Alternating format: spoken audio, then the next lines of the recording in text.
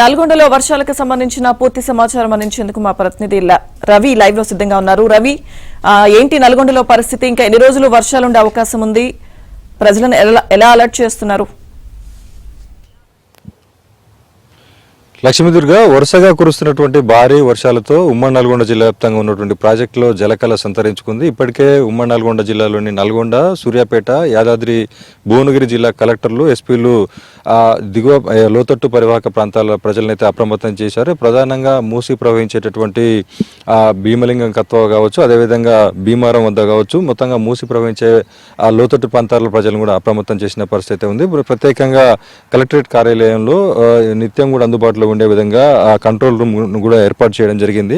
ఏదైనా ప్రమాదం సంభవించినప్పుడు అలర్ట్గా ఉండేందుకు బృందాలను కూడా రెడీ చేసినటువంటి పరిస్థితి ఉంది. మరో 2 రోజులు కూడా భారీ నుంచి అతి భారీ వర్షాలు నల్గొండ, సూర్యాపేట జిల్లాలో కురిసే అవకాశం ఉన్న నేపథ్యంలో జిల్లా అధికార యంత్రాంగం కూడా అప్రమత్తమైంది. ప్రధానంగా చూసుకుంటే నల్గొండ జిల్లాలోని అతిపెద్ద ప్రాజెక్ట్ అయినటువంటి నాగార్జున సాగర్ ప్రాజెక్టు క్రస్ట్ గేట్లు మరోసారి తెలుసుకున్నాయి. ప్రస్తుతం నాగార్జున సాగర్ ప్రాజెక్టు ఉన్నటువంటి 26 గేట్లలో 24 గేట్లు తెరుచుకున్నాయి. 24 గేట్ల నుంచి దాదాపు 2 లక్షల క్యూసెక్ల నీటిని దిగువకు వదులుతుండడంతో దిగువన ఉన్నటువంటి పులిచింతల ప్రాజెక్టు ఆ గేట్లు కూడా తెరుచుకున్నాయి.